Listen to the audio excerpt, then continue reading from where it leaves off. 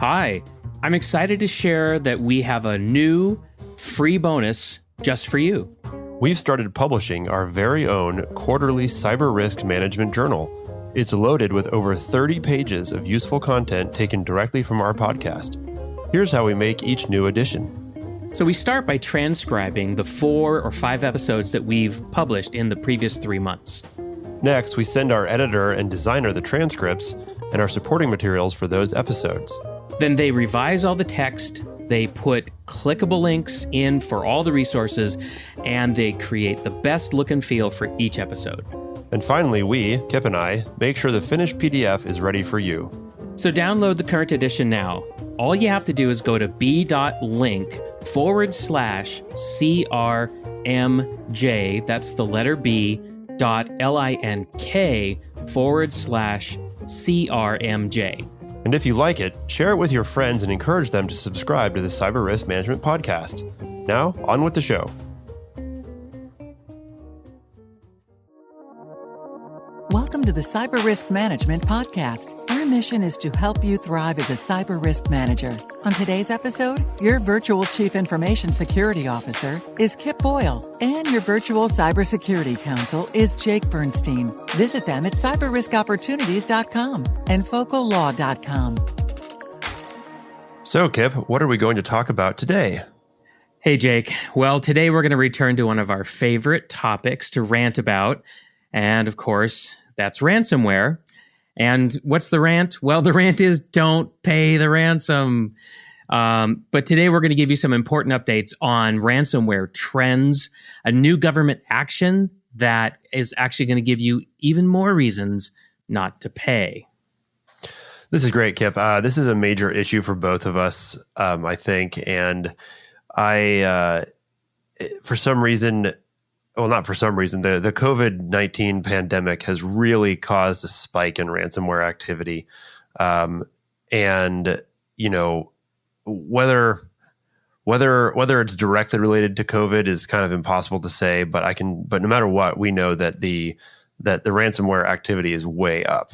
It's way up, and some of the data that I've been looking at is suggesting that one of the reasons it's way up is because of poorly secured remote access systems, which are now becoming a major vector of ransomware delivery. So, and why are they poorly configured? Well, it's because a lot of organizations, enabled a 100% remote workforce overnight or back in the spring, thinking that it was only going to last for a while, and now it looks like it's going to last for a long time, but they haven't gone back to clean up their quick and dirty implementations. So that's what I'm seeing.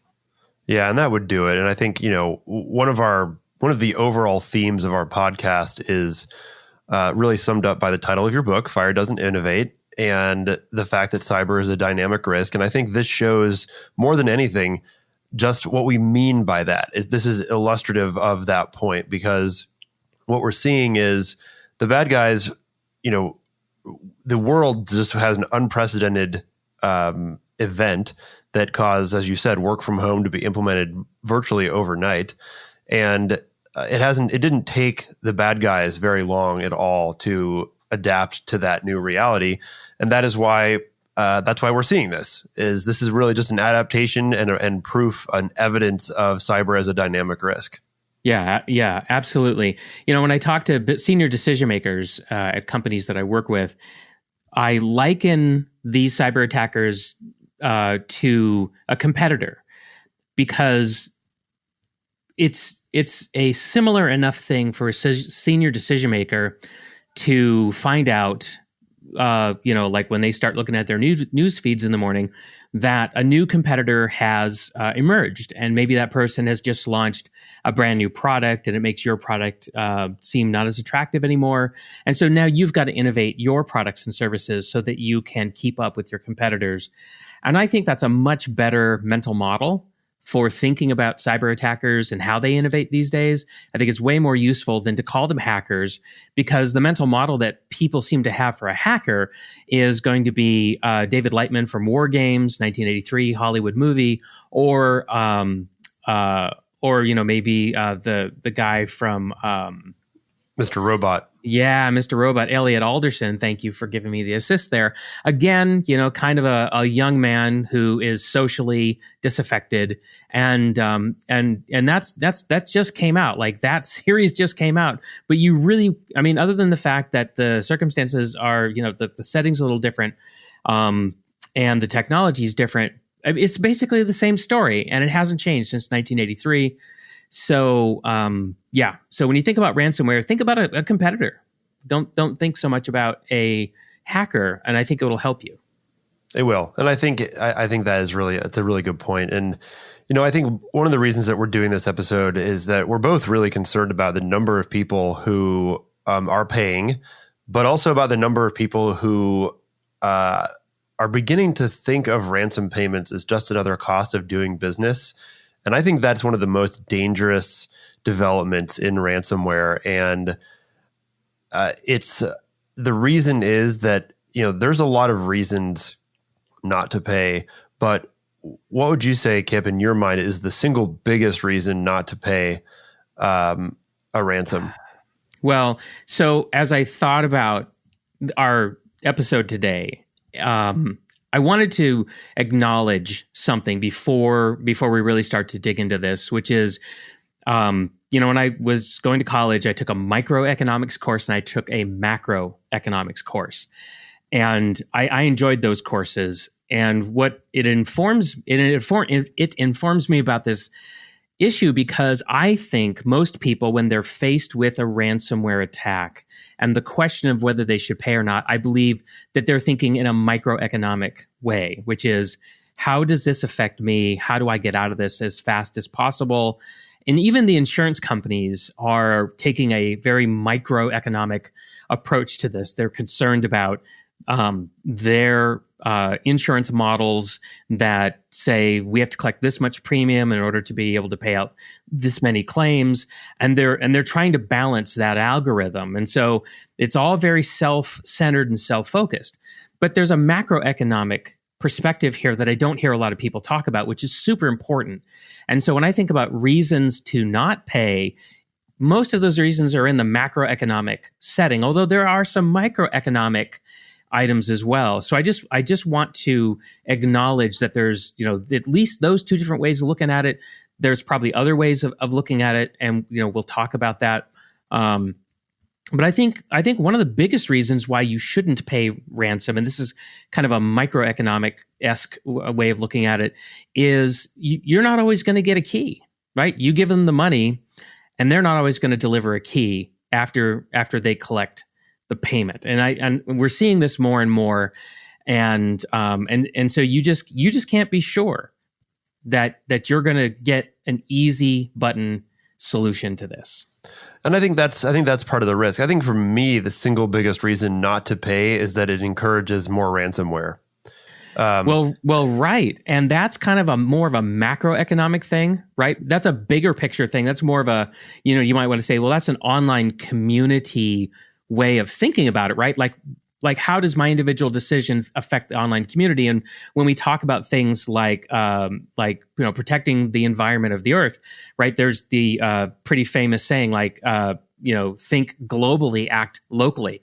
Well, I wish we could import that saying into this conversation, because you're absolutely correct that what's going on? You make your payment. Let's say you get the key, you decrypt your data, and you're back in business, right? And so for you, this just became another business expense, right? Just another line item, and so you just want to get back to business. But in the bigger scheme of things, what happened is, and we're going to talk about this later in the episode, we're going to deep dive the kind of the bigger geopolitical implications of this, but the economic implication is that you've just transferred money to an organization that specializes in attacking people, and they're going to use that money just the same way that you use it as a senior decision maker. You're going to allocate some of that to payroll costs. You're going to allocate some to rent for your facilities.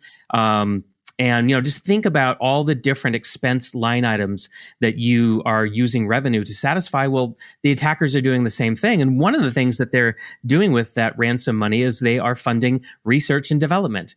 don't think for a second that they do not have a sophisticated laboratory full of all the commercial products that we use to try to keep them out, and that they are testing them day and night to find out their weaknesses so that they can exploit them. They're watching us. They're watching us create work from home programs on a moment's notice. They know exactly which products we use to do that, and don't think that they don't have a laboratory where they are constantly firing digital bullets at all these products that we use to figure out how to get in. So you're funding more attacks. That's how it happens, and their cost of goods sold is pretty low. They're working in countries where the labor rates are not that high, and they're not paying taxes, by the way. Something that just occurred to me as you're describing this is I wonder if we're doing ourselves a slight disservice by thinking of these criminals as businesses. And the reason I bring that up is I'm thinking, what is the fundamental core reason that we don't negotiate with terrorists, right? That's a federal government level decision that has been made for a very long time. And the reason is actually not that. It's pretty simple. If you negotiate with one terrorist, you create in other future terrorists the idea that, oh, the government, they might actually negotiate with me. Right. And the problem with doing that even once is that you actually do encourage more terrorist attacks. And we need to, while you are 100% right that ransomware purveyors should be looked at as competitors and R&D like a business, I don't want to lose sight of the fact that fundamentally they're actually just terrorists. They're right. criminals. They're extortionists. They're right. extortionists. There's a lot of great labels. They're bad people doing a bad thing, and we shouldn't normalize it. And I think a good example of this is a typical consequence of negotiating with criminals, which is they lie. So I can't name names, obviously, but I have but we are handling a recent ransomware attack. Really, what we're handling is the aftermath. So your law firm is, right? Law firm is, and notification and the like. That the victim was the bad guys demanded something like 1.6 Bitcoin, which is not a huge ransom, by the way. But of course, this was a small business, and the business says, they air quote negotiated down to 0.8 Bitcoin, which seems like 50%. A victory. 50%. And well, they send the key over. So they pay, they send the key over. The key worked. The key did work. But guess what, Kip? It turns out that 70% of the decrypted files had a second layer of encryption. And they didn't guess what the bad guy said? We want another 0.8. We want another 0.8 Bitcoin for the second layer of encryption.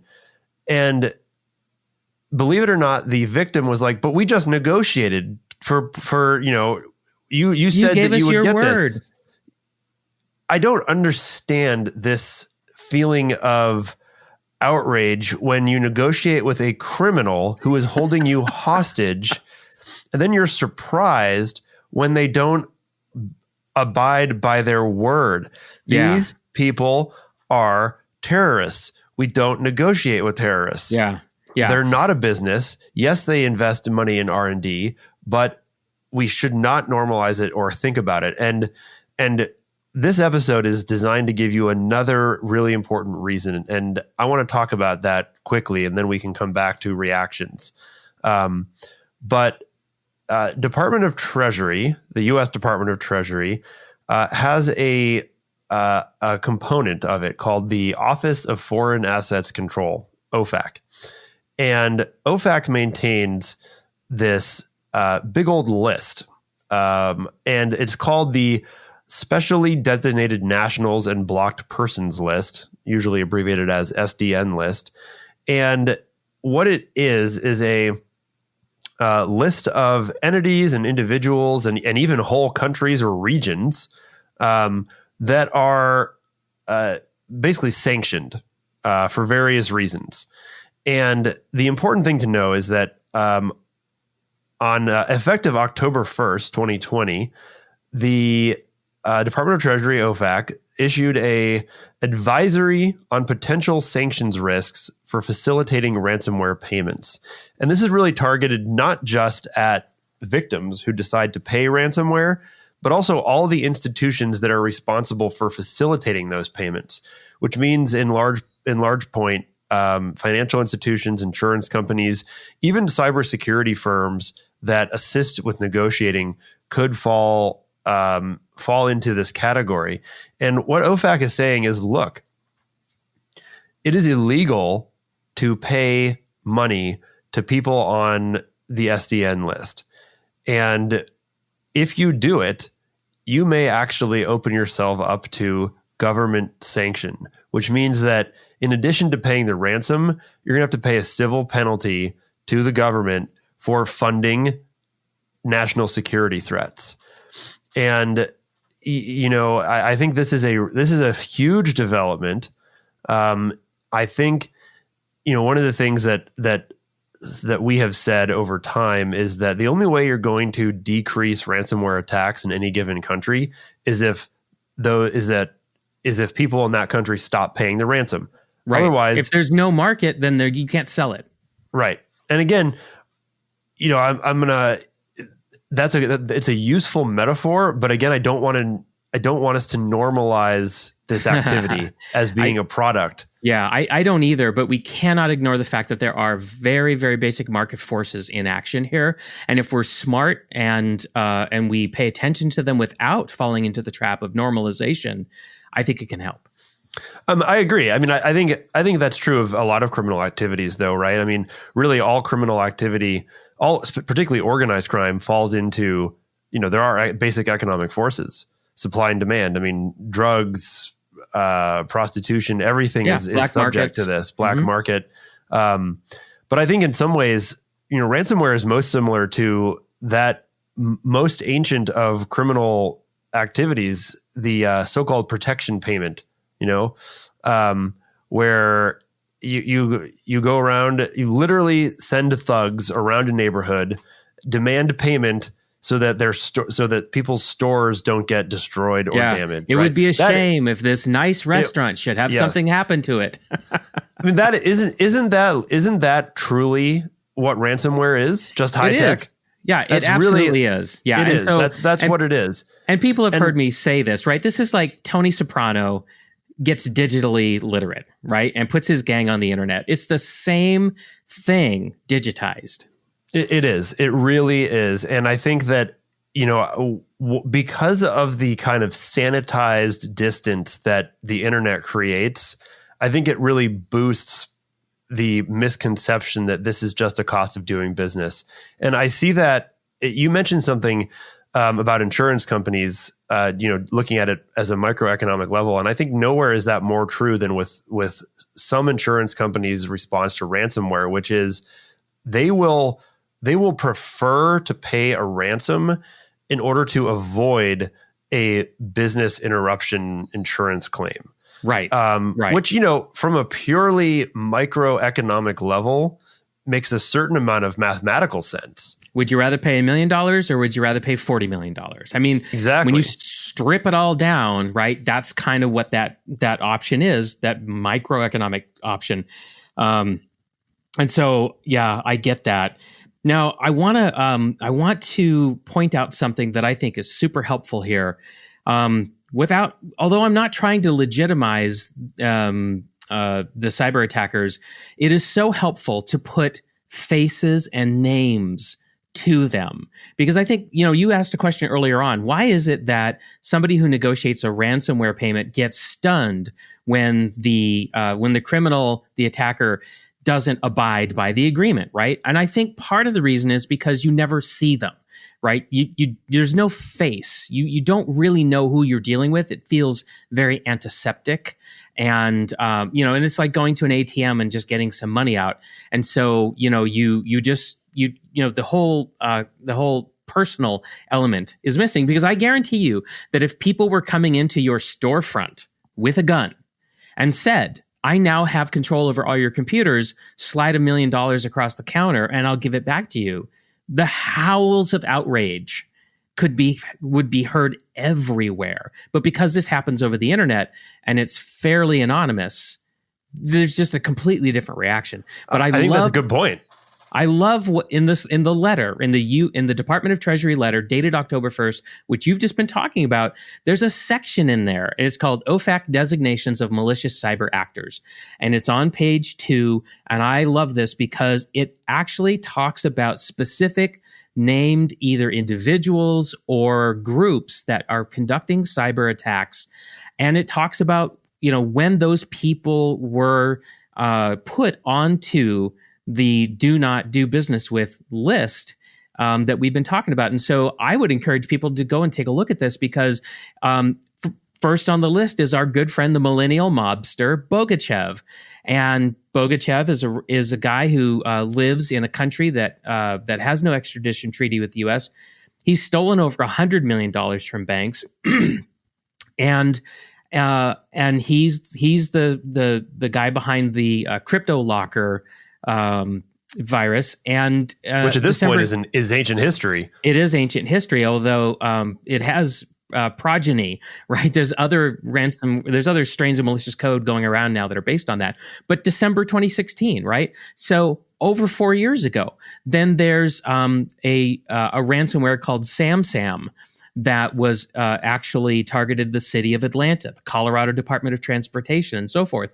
Well, that was attributed to Iranian hackers, right? So there you go. There's a couple of faces to that one. WannaCry, which spread in 2017. Well, that was Lazarus Group, which is North Korea.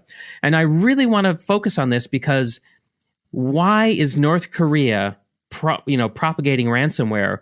It's because they have been economically isolated, but they need money to continue to develop their nuclear weapons program.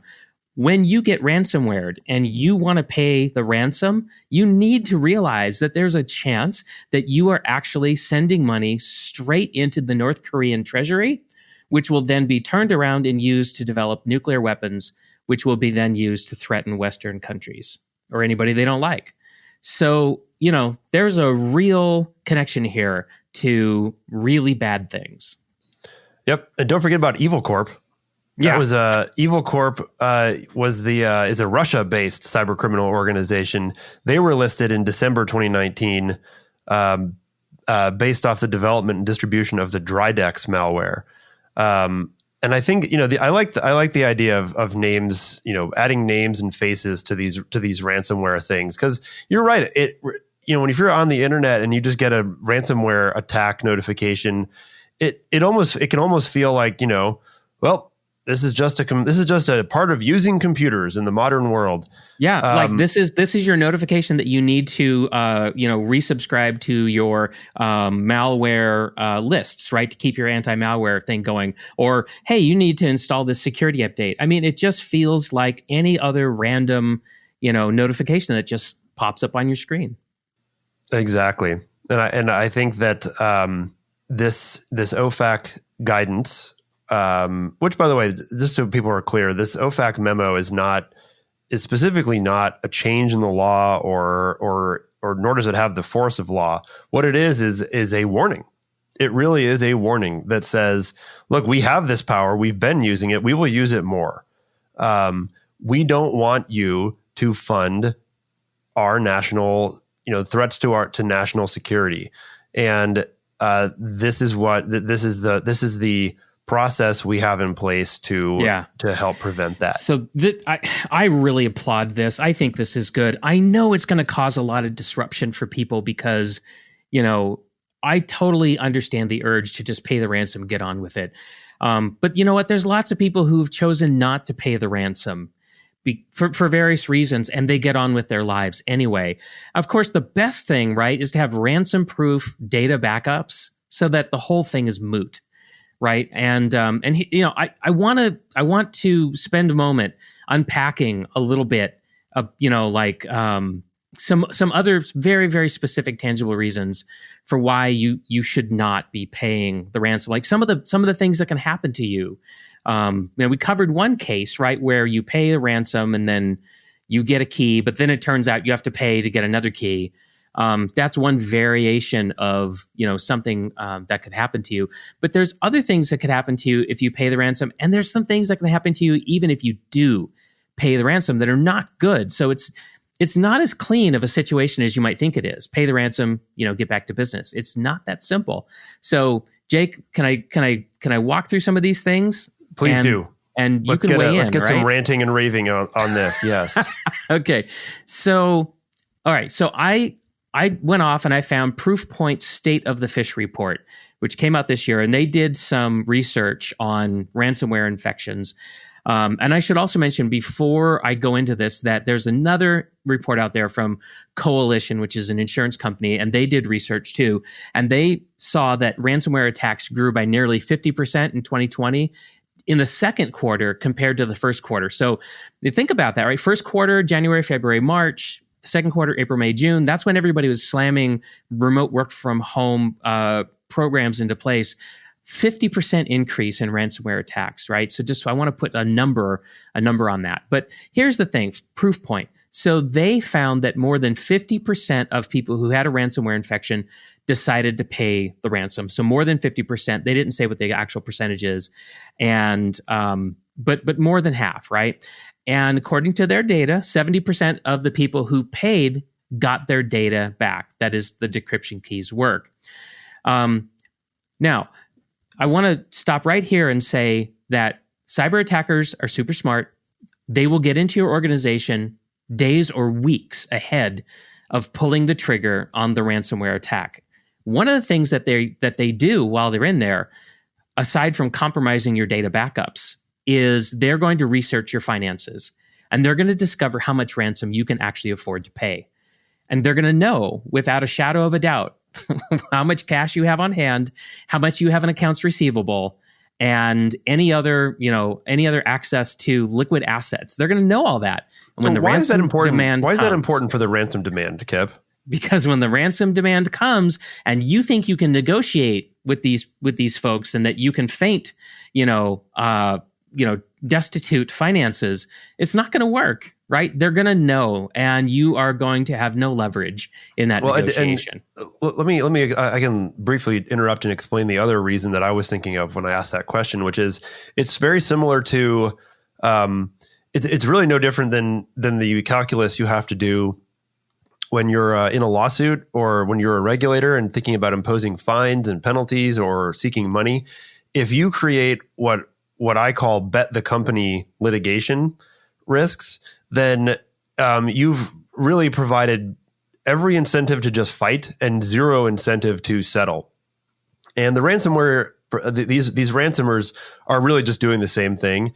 They're looking for the number that you will actually consider paying that is not so low that they're not going to make enough money off of you, but that isn't so high that you're going to really dig in. And I mean, it's a really basic, negotiating strategy for certain things is that, you just can't, if someone were to ransom, my personal computer and say, give me $10 million or you're never going to get your data back. That isn't even it's pointless, right? Yeah. Like I don't have $10 million as an individual to pay for my computer, right. And it's just not going to happen, right? It's not a credible threat. It's not a credible threat. I mean, or even if it's real, I mean, there's no chance they're going to get paid, right? It's not possible.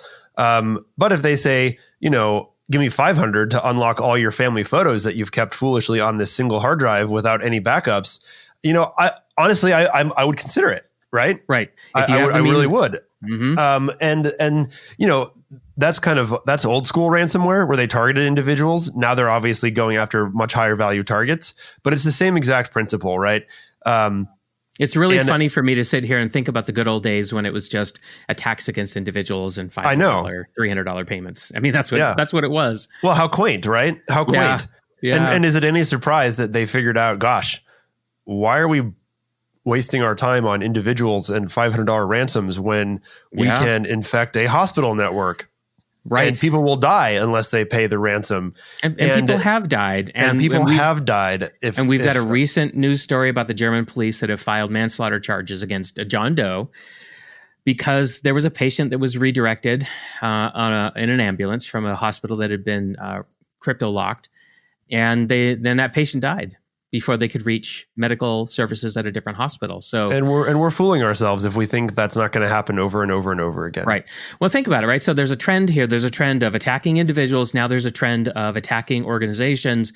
I mean, this trend is going to continue, right? They're going to keep figuring out new ways to compromise us and then jack up the ransoms and really get us in trouble. Let me tell you, back to the proof point, State of the Fish report. Let me tell you what happened to the 30% who paid the ransom and didn't get their data back, right? So 22% of those people never got access to their data. So they paid the ransom and that was it. Like there was no second demand. They didn't even get a percentage of their data back the way you described in the case that your law firm is handling right now. Some of them paid the ransom and then got a second ransom demand, which is what you talked about. Some organizations paid the second ransom demand and got access to their data, but most organizations walked away with nothing at this point because they refused to pay a second ransom. And so, that's where they ended up. Now, so those are some of the things about, that can happen if you get an attack and you decide to pay, some of the downsides of paying, right? But even let's say you pay, the ransomware purveyors are completely honoring of their agreement. They return a key to you. You unlock everything. Here's the thing: you don't know that those attackers are off your network. You have no way to know. Right? You have to assume they aren't. That they're gone. You have to assume that they're still there, right? That just because they've given you a key to unlock your data doesn't mean that they've released their grip on your network. However they got in there the first time, you don't know that they've all of a sudden said, okay, we're out of here. Go ahead and lock the doors. We'll never come back. You don't know that they didn't take all the sensitive data that they could get their hands on, because let's think about it. They had full access to your data in order to encrypt it. That means they had full access to your system, which means they could have easily installed the back door as well. That's right. So they can take your data with them either before you pay the ransom or after. So you've lost control over all your data. You don't have full control over your network, even though your data is now unencrypted. You have no guarantee that they won't be back for another round of attack, especially if they have access to your network and they watch you and they watch your finances recover. They'll come back next year. Tony Soprano would. Scarface would, right? Why wouldn't these guys? Protection payments are not a one-time thing. I mean, that's the whole point of protection payments is they get you and then they stay, right? That's right. If you stay and show a willingness to pay that protection racket, you're on the list and you just continue to stay on the list. And I think you've given the bully your milk money. That bully will be back. I mean, maybe we just haven't ranted about this enough as a profession, but really, people do not pay the ransom. Here's the thing that really gets me is that, I understand. Obviously, this whole podcast is about cyber risk management, and I understand how difficult it is. We really do get how hard it is to manage all conceivable cyber risks, and we understand too that malware protection is hard. The thing about the ransomware epidemic is that, it's one of the few forms of cyber attack that there's almost no excuse to not be at least somewhat prepared. Backup, this is largely a backup strategy and execution problem. And you don't even really need to worry about the bad guys. This is all on us, right? We could, with discipline, make ransomware at least the current strains of ransomware, fairly ineffective. Now, obviously, the bad guys know this. As we say, it's a dynamic risk. If enough people have good enough backup strategies, then as we just said, this malware already has full access to your systems in order to run its encryption protocols. They'll just change what they're doing. Ransomware was simple, it was straightforward. We're going to see, I'm sure we will see future ransoms that are different. In fact, we already have, right, Kip? There's already examples of ransomware strains that encrypt, but they exfiltrate before they encrypt, which means that the bad guys say, hey, look, here's the ransom demand. Now, be aware that if you don't pay in order to get the data back, we're going to release it. So now you've got an even harder choice. And these are harder. I fully admit that those are harder situations to deal with. And they are in many ways qualitatively different than a quote simple ransom only type encryption. But this episode is starting to run long, so we should go ahead and stop. Yeah. Well, I just want to wrap up with one more thought, which is, and you kind of broached this just a moment ago. How do you stop ransomware attacks from ever happening? Well, one of the things very clearly is you need to have ransomware resistant data backups. But actually, back on September 29th, we actually did an episode of our podcast. It was a quick look at the Essential 8 mitigations from the Australian Signals Directorate. And that is the best way that I know, and it's what I recommend to all my customers. That's the best way I know to decrease the risk that any malicious code is going to get on your network, not the least of which would be a ransomware piece of malicious code. So that's what I think people need to start doing is making the delivery of a piece of malicious code on your network irrelevant. Like the fact that file is there doesn't mean anything because no computer on your network will actually run it. That's, I think, the holy grail here. I don't think it's that far off for people who are committed. I think that's great. So in the next episode, we're going to dive a little deeper into the coalition report that I mentioned.